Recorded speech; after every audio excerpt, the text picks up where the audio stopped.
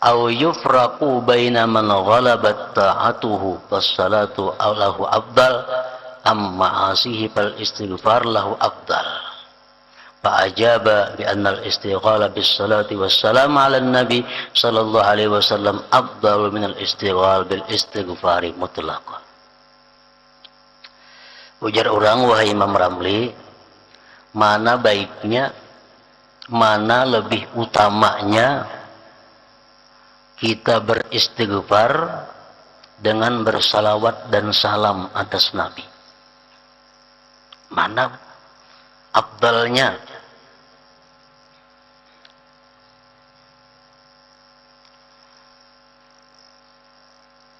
Imam Ramli menjawab, lebih afdal bersalawat dan salam atas Nabi sallallahu alaihi wasallam. Atau ujar orang, pertanyaannya, orang yang lebih banyak dosanya, apakah lebih baik dia banyak istighfar atau banyak salawat?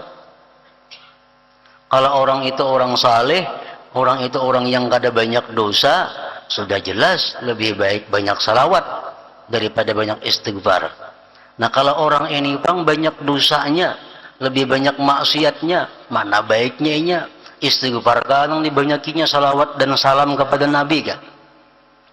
Imam Ramli menjawab, tetap lebih baik salawat dan salam kepada Nabi sallallahu alaihi wasallam. Walaupun orangnya fasik, walaupun orangnya zalim, tetap ini lebih baik banyak istighfar, banyak salawat daripada istighfar. Kenapa sebabnya? Maka lebih baik salawat, lebih afdal salawat daripada istighfar. Karena tadi dalam hadis disebutkan, barang siapa bersalawat kepadaku, ujar Nabi, maka malaikat akan memintakan ampun terhadap inya. Nah, jadi kita walaupun kita kada beristighfar, tapi kita membaca salawat, itu malaikat yang memintakan ampun kepada Allah terhadap dosa kita. Dan malaikat memintakan ampun kepada Allah terhadap dosa kita itu lebih baik daripada kita sendiri yang minta ampun kepada Allah. Karena malaikat itu orang yang dekat dengan Allah. Setiap kali kita berselawat, malaikat berkata, Allahumma ghfir lahu, ya Allah ampuni dia. Bila kita berselawat, malaikat bersuara, Allahumma ghfir lahu, ya Allah ampuni dia. Tapi kalau kita istighfar saja, malaikat kada umpat mintakan ampun kepada kita. Tapi kalau kita berselawat, otomatis malaikat umpat memintakan ampun terhadap dosa-dosa kita itu. Nah, jadi baik orang yang saleh, baik orang yang fasik, yang banyak dosanya, memperbanyak salawat dan salam kepada Nabi itu lebih utama daripada istighfar. Nah, jadi artinya porsinya dalam sehari semalaman ini kita lebih baik banyak salawat daripada istighfar. Kalau istighfar misalnya 100 atau 70, nah salawat lebih daripada itu.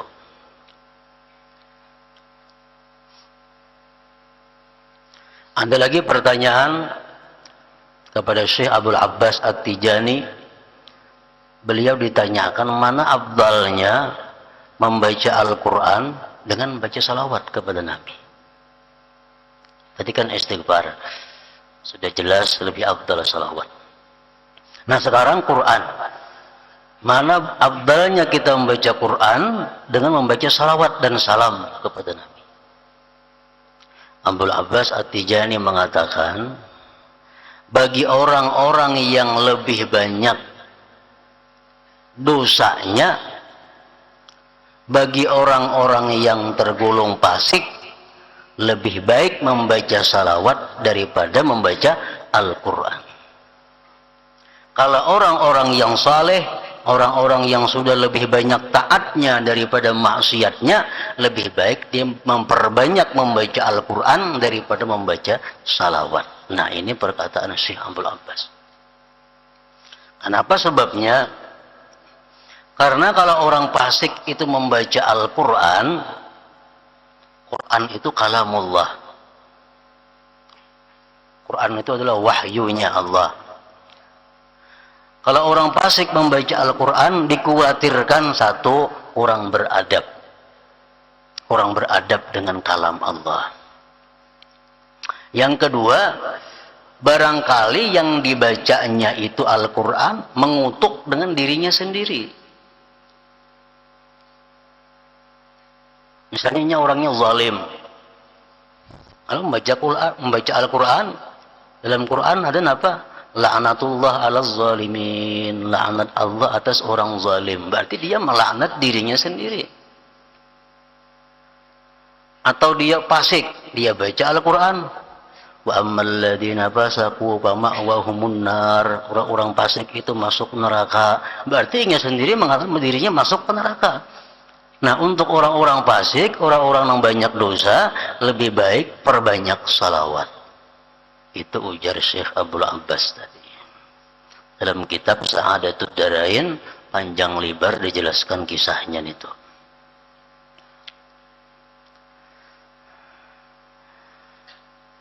Nah, kemudian lagi, mana abdalnya salawat dengan zikir la ilaha illallah. Nah, itu sudah disebutkan oleh Rasulullah Sallallahu Alaihi Wasallam bahwa abdalul zikir, paling abdal zikir itu adalah la ilaha illallah. Itu paling abdal sudah. La ilaha illallah itu sama nul jannah, itu harganya surga. La ilaha illallah. Jadi yang paling banyak porsi ibadah kita dalam sehari semalaman ini zikrullah, la ilaha illallah. Nomor duanya salawat kepada Rasulullah. Nah, hanya membaca Al-Quran, hanya istighfar, itu adalah amalia-amalia yang kada boleh tidak dalam sehari semalam ini ada kita lakukan.